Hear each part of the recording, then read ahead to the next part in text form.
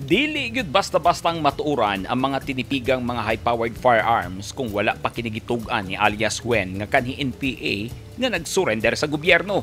Kagahapon, girombo sa mga pulis kuyog si Wen ang Sitio Libuton, Barangay Andap, New Bataan, Davao de Oro ug positibong nadiskubrihan ang mga armas nga gilubong o gibalot og plastic cellophane. Gilangkuban kini sa tulo ka AK-47 rifles, duha ka magazine nga naay mga bala ug usa ka M16 rifle nga naay attach nga M203 grenade launcher. AK-47 magazine para sa AK-47. Isang iwan na M16 at saka may M203 grenade launcher.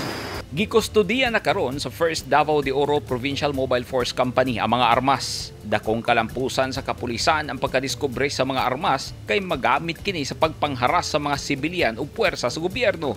Giila sa 66th Infantry Battalion si alias Wen nga kanhi miyembro sa ROC Headquarters Southern Mindanao Regional Committee sa NPA. Sumala ni Lieutenant Colonel Julius Monar ang commanding officer sa 66th IB.